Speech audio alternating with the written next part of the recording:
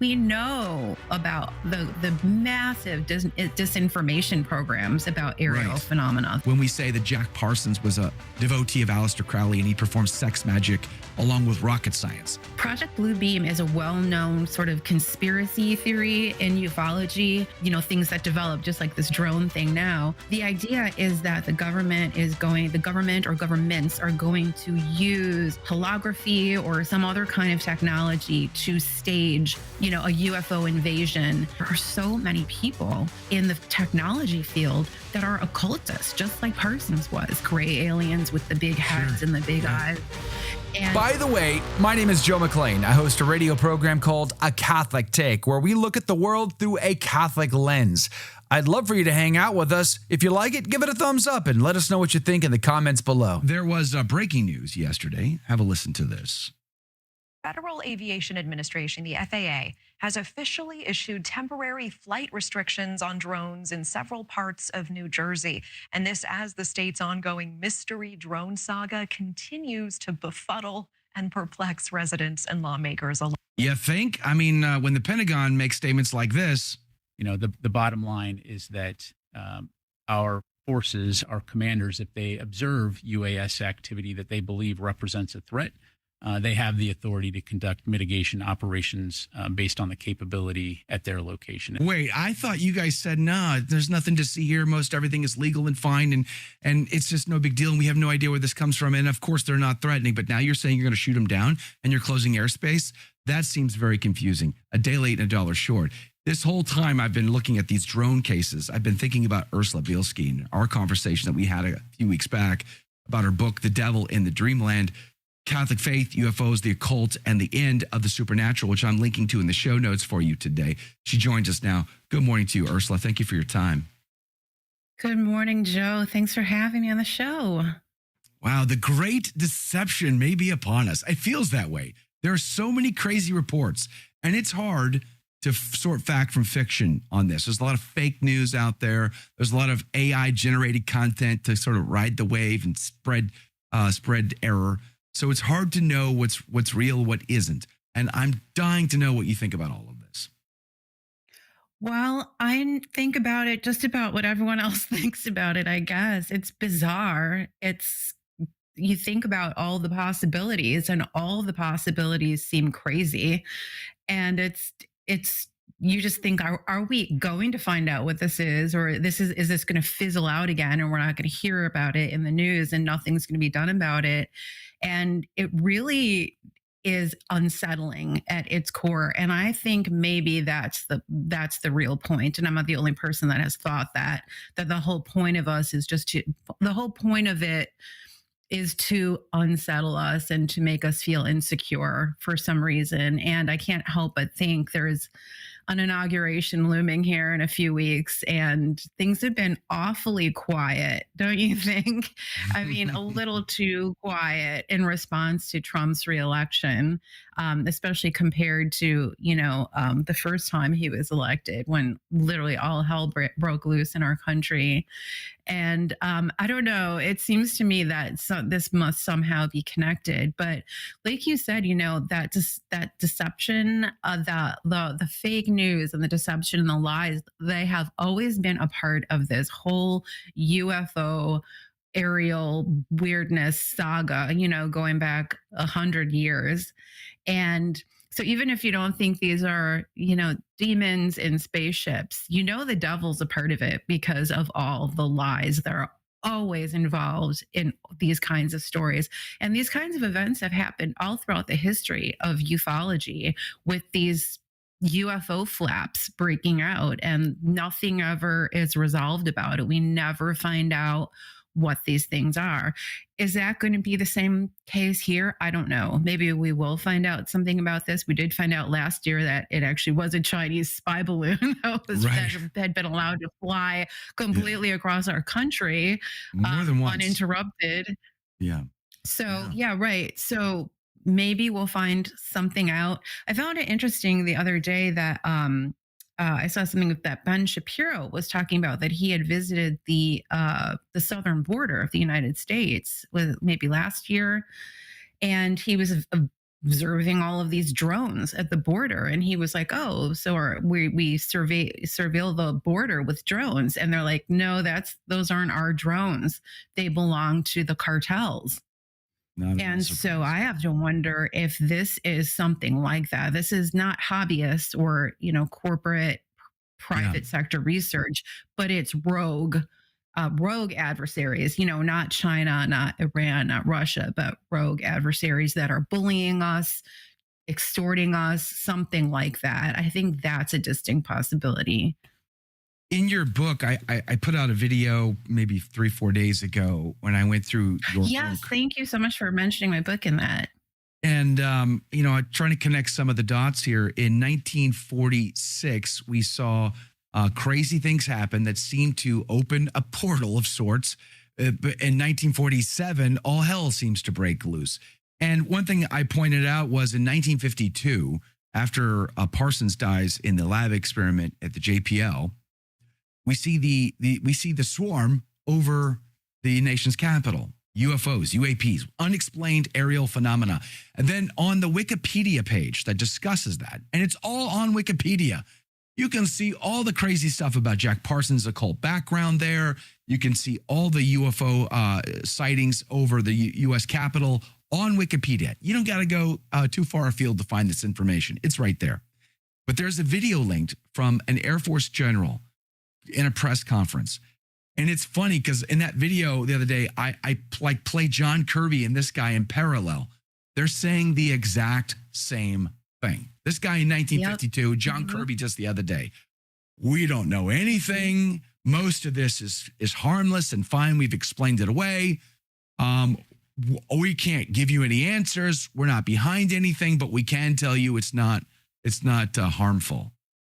They said it was like they were reading off the same paper of bulleted. And it was the same thing after Roswell too. After the Roswell crash or whatever it was the same thing. It was just like, oh, it's a weather balloon, it's this, it's that. And, the other thing too is throughout the history of ufology, we know about the massive disinformation programs about aerial phenomena that people witness.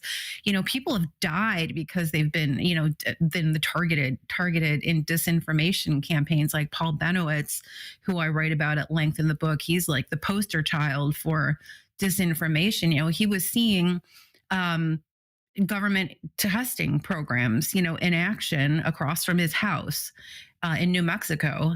And he reported it. He was in the aerospace industry himself. He reported it. And, they told him it was UFOs. They crafted all of this nonsense to get him involved in it because they wanted to spread disinformation throughout the UFO community that they knew he was involved in. And he ended up in a mental institution because he was the target of this disinformation campaign. And he's not the only one. And so we know that the government has overtly gone out of their way to deceive the American people about aircraft, development plans, research. So, you get to the point where, like you said, who do you believe? Who do you believe? Yeah. We know that all of this is possible. We know that it's been done so many times before. So when the government tells us we don't know what these are, I mean, come on, and it's like Trump said the other day when he did his pop-up press conference at Mar-a-Lago, he said, the government knows what these are, and Biden should tell the American people what it is. So if Biden knows what it is, Trump, who's about to take office, also knows what it is. So if he's saying Biden should tell us, then it's got to be something that's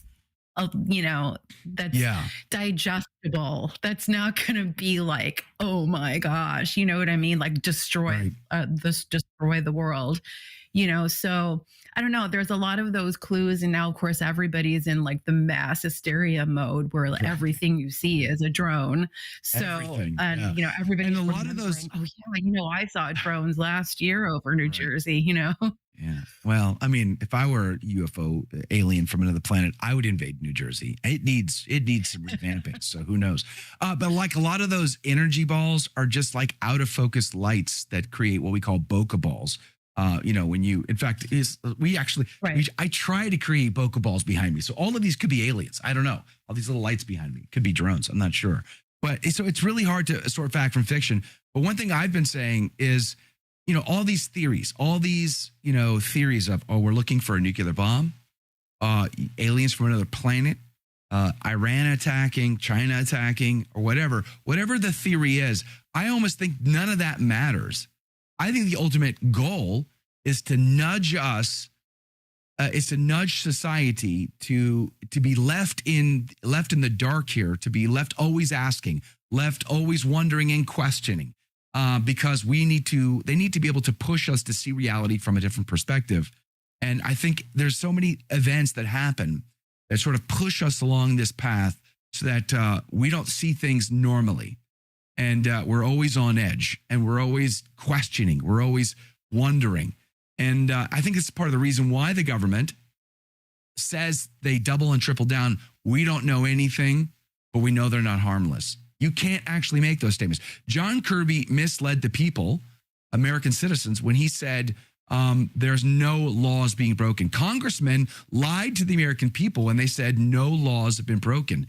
That's demonstrably not true. They shut down Wright-Patterson Air Force Base. Laws have now been broken. They've invaded Ramstein Air Force Base, Langley, Norfolk, the Ordnance Base in New Jersey.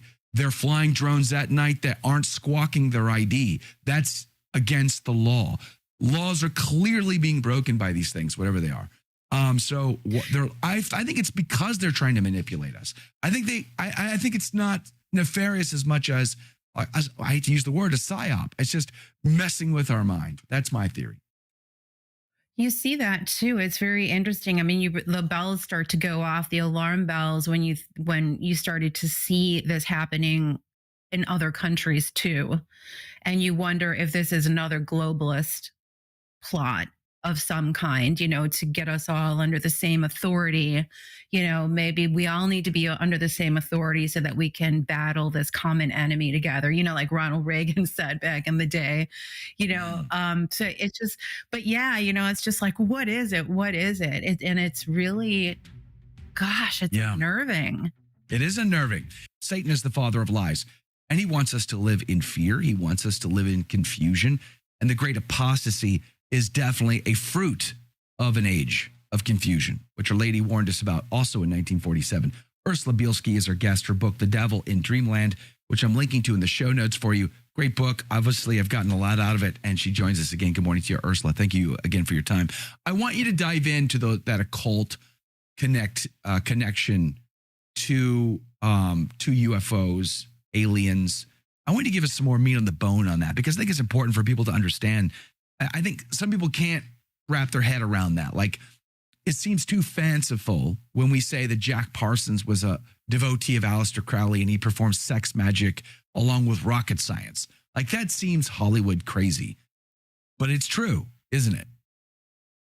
It is true. And the occult has been wrapped up in, the entire age of so-called enlightenment and, the scientific revolution. And in the introduction to the book, I talk about how ufology really started during the time of theosophy, which is, of course, the beginning of the New Age movement back in the mid-19th century, where you had Helena Blavatsky, who was this guru that came out of Europe, and she led so many people astray out of Christianity into the New Age.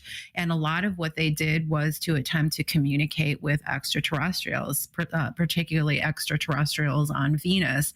And this is when we first started to see in the modern world this attempt to really kind of map out the life of extraterrestrials, to have forge relationships with them, to communicate with them.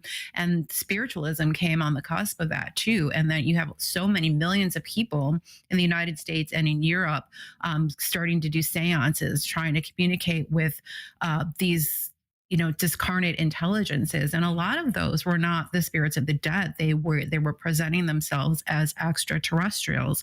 And this is something that I have seen in, for those who don't know, I've been a paranormal investigator of ghosts and hauntings for 4 decades.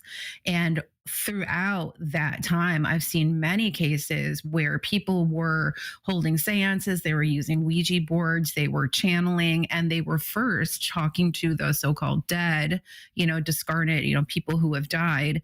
And over time, as they got more into these communications, these beings, these dead, later began to present themselves the way that we think extraterrestrials look, like the gray aliens with the big heads Sure. and the big Yeah. eyes. And so it's like there's this deception in the beginning where they present themselves as discarnate human beings, and then they're revealed later to be something very different. And you see this in very popular things like the skull experiments that happened in Norfolk in the 1980s, a huge experiment in after death or discarnate communication, where you had just this happen. They were first talking to dead scientists, like Thomas Edison, and then, months later, they were talking to extraterrestrials and getting even like photos and videos come through of what we would call gray aliens. So it goes way back in the history of spirit communication, this attempt to communicate with extraterrestrials. And so by the time you get to Jack Parsons, in the 1940s, this was just the latest, incarnation of that. And of course, he was the most apt pupil in the United States of Aleister Crowley. And he really considered himself like almost like Crowley's son. And so Yeah. when him and L. Ron Hubbard meet up, that's what they're doing. They're trying to communicate with these things. And we see this even now, or maybe especially now more than ever with AI and high tech that's going on today and technology that's being developed. There are so many people in the technology field that are occultists, just like Parsons was. And they are doing rituals to further their careers, to get, they call them downloads of information from extraterrestrials, or what they call, non-human intelligences. They don't Right. necessarily think they're spacemen, but they know that they're intelligences that we cannot see, and they get information. They call it downloads, and it helps in their careers. They produce technology that they sell for millions of dollars. So you'll see a lot of these people that are involved in ufology and in tech development, IT stuff. They are very wealthy people, and many of them have gotten their ideas through these downloads, through doing rituals with to invoke or channel, communicate with these intelligences. There's been lots of people, credible people who've worked for the FBI and other departments in the government who've come out and said that there's a coming deception. There's going to be a sort of a fake UFO alien invasion. And you talk about Project Bluebeam in your book. Tell me about that real quick. Project Bluebeam is a well-known sort of conspiracy theory in ufology. It was put forth on the internet a few years back, and many people kind of have it on the back burner. When we look at things that develop, just like this drone thing now, the idea is that the government or governments are going to use holography or some other kind of technology to stage some global event, perhaps the second coming of Jesus or something, a UFO invasion. And again, part of the whole global control idea is that we're going to have to accept to be under like one world government in order for us to be protected when this event happens. And it's all going to be a means to control. So when we look at things like this drone flap that's happening now, many people look at that and say, maybe this is part of this deception that's coming, where they're going to use the fear that we have, the instability that we have, and our desire for that stability to come back, by whatever means necessary. Nobody wants to live like this, right? Not knowing what's going on, that we will accept, what the whatever control, whatever new kind of government model they want to give us in order to get our stability back and to be protected from whatever this threat is. Yeah. I think it's an important point because in an age of confusion, which I think we live in, we need to be more focused now than ever on Christ, and especially now as we approach Christmas and the nativity of our Lord and Savior. Let us not hold on to this world so tightly as to say, well, we really just want this world. If we're being honest, I think that's the case, is we really just want this world to be, air quotes, normal, and that's good enough. But it's not good enough for us, because we're on our way to the beatific vision. We have to cross that Jordan and say goodbye to this world that we live in, the wilderness that we're in now. And I think this great deception, this great confusion that's being put upon us will lead many astray. And as St. Paul says, it's that great apostasy that comes when the great man of perdition can finally reveal himself. I'm getting down to the wire here on the radio side. Ursula, I hope you can hang out with us for more conversation in the after show. I'm going to give you the last word here. If aliens show up, if green men step off of saucers next week, would you believe it?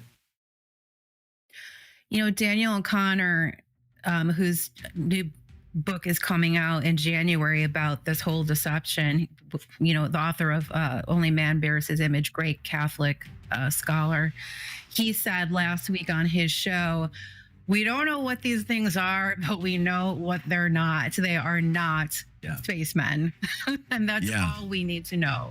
So no matter what, whistleblower who refuses to tell you what they actually know tells you that it's coming, prepare yourself. As for me and for my house, we are not accepting any alien invasions today. Thank you, but no thank you. But I will not participate with the devil, the diabolic, or the Antichrist and their great plan of mass confusion. I guess you have to make your own choice for your family. Did you like that video? It's okay. You can admit it. It's perfectly fine. Hey, we cover the big stories of our day, from inside the church to outside the church to all points in between, and we do it from a Catholic perspective. It's called A Catholic Take. It's a radio program Monday through Friday. We live stream it right here on this channel, by the way, so make sure to subscribe, like, and share. We would be very grateful to you. And don't forget, you're going to want to watch this video right here because you don't want to miss anything.